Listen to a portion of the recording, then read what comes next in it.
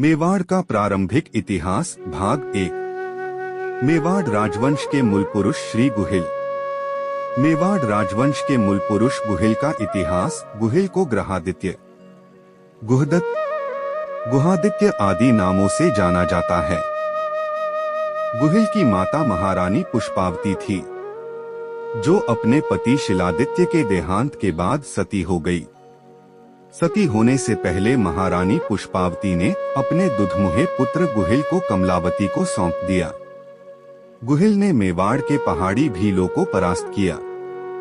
गुहिल का अधिकार क्षेत्र विस्तृत भूभाग पर था। कहा जाता है कि गुहिल का राज्य मेवाड़, मारवाड़, मध्य राजस्थान, पूर्वी राजस्थान तक बढ़ते हुए आगरा तक फैल गया। 1869 ईस्वी व 1922 ईस्वी में आगरा से 2000 सिक्के खुदाई से निकले जो गुहिल के थे। इन सिक्कों पर श्री गुहिल अंकित है। नरवर से एक सिक्का अलेक्जेंडर कनिंघम को मिला था, जिस पर श्री गुहिल पति अंकित है। इन सिक्कों से मालूम पड़ता है गुहिल का साम्राज्य आगरा तक फैला था। इसमें कोई अतिशयोक्ति मालूम नहीं पड़ती, क्योंकि आगरा के निकट जयपुर के पास चाकसू में 813 ईस्वी की प्रशस्ति में गुहिल के वंशज भर्तृभट्ट के वंशजों की सूची दी हुई है। बसरा के व्यापारी सुलेमान की यात्रा का विवरण 851 ईस्वी में संपादित किया गया था। निश्चित ही वह इस समय काल से पहले भारत आया था। उसने जुरूस शब्द का प्रयोग किया है, जिसका शाब्दिक अर्थ होता है गुहिल। सुलेमान लिखता है कि राष्ट्रकूटों के इलाके के पास के इलाके में जो एक और राजा है, उसका नाम से जुरूस गुहिल है। उसके पास बहुत बड़ा लश्कर है, उसके पास जैसे घोड़े हैं वैसे पूरे हिंदुस्तान में किसी के पास नहीं है। वह अरब वालों का शत्रु है, पर फिर भी इस बात को मानता है कि अरब का बादशाह सबसे ज्यादा ताकतवर है। उस गुहिल के राज्य में चांदी की खाने हैं, वहाँ ऊंट और दूसरे जानवर भी बहुत है। उसका इलाका पहाड़ों से घिरा हुआ है। हिंदुस्तान भर में कोई भी राज्य चोरी से इतना ज्यादा महफूज, सुरक्षित नहीं है जितना उसका राज्य है। गुहिल द्वारा लड़े गए युद्धों में महाराज श्रीतावट ने भी भाग लिया था। माना जाता है कि गुहिल आनंदपुर से मेवाड़ आए थे। बांकीदास श्रीख्यात के अनुसार गुहिल गुजरात में तिलगापुर पाटन के थे। वह गहलोतों की कुलदेवी भी सर्वप्रथम तिलगापुर में ही थी। अब तक गुहिल का कोई भी शिलालेख या ताम्रपत्र नहीं मिला है, इसलिए उनका समयकाल तय करना मुश्किल है। सामोली के शिलालेख 646 ईस्वी को ध्यान में रखते हुए इतिहासकारों ने अनुमानित रूप से गुहिल का शासनकाल 566 ईस्वी के करीब माना है। भोज गुहिल के उत्तराधिकारी भोज का नाम भोगदित्य व भोजादित्य भी मिलता है। रावल समर सिंह के शासनकाल में खुदवाए गए आबू के शिलालेख 1285 ईस्वी में लिखा है कि भोज श्रीपति के उपासक थे और उनकी धार्मिक प्रवृत्ति प्रशंसनीय थी। भोज के 2 तांबे के सिक्के मिले हैं, जो प्रमाणित करते हैं कि भोज ने गुहिल की भांति राजनीतिक व्यवस्था को बनाए रखा।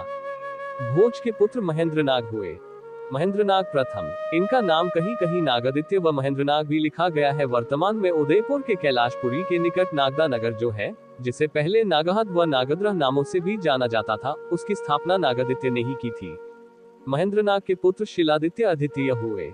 मेवाड़ के भीलों ने महेंद्र के अधिकार में आने वाली बहुत सी भूमि छीन ली और महेंद्र की हत्या कर दी।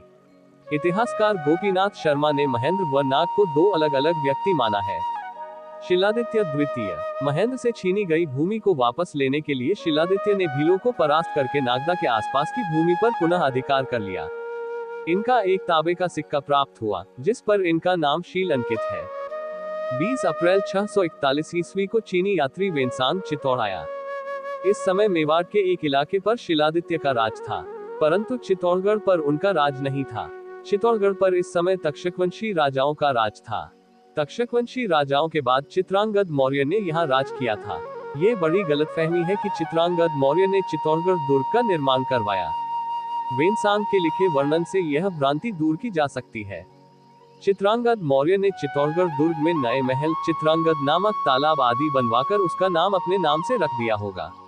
लेकिन ये बात इतनी अधिक प्रसिद्ध हो चुकी है कि खुद मेवाड़ के लोग भी इसे चित्रांगद मौर्य द्वारा बनवाया गया किला ही कहते हैं, और पाठ्य पुस्तकों में भी यही जिक्र मिलता है।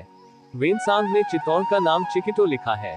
वेनसांग लिखता है कि ओसियां के उत्तर पूर्व में चिकिटो स्थित है, जो कि ओसियां से करीब 166 मील की दूरी पर स्थित है। यहाँ भूमि अच्छी पैदावार के लिए ख्याति प्राप्त है और सही ढंग से जोती जाने पर बेहतर उत्पादन देने वाली है। यहाँ राजमा और जौ ज्यादा पैदा होता है और फल फूल भी पर्याप्त मात्रा में पैदा होता है। यहाँ की राजधानी 3 मील के घेरे में फैली है। यहाँ 10 मंदिर है, पर उनके प्रति श्रद्धा रखने वालों की संख्या बहुत बड़ी है। इस मुल्क मेवाड़ के करीब 100 बाशिंदे करोड़पति है। दूर दूर के मुल्कों की कीमती चीजें यहाँ बहुतायत से मिलती है। मेवाड़ के संपूर्ण इतिहास को जानने के लिए हमारे चैनल को सब्सक्राइब करें। धन्यवाद।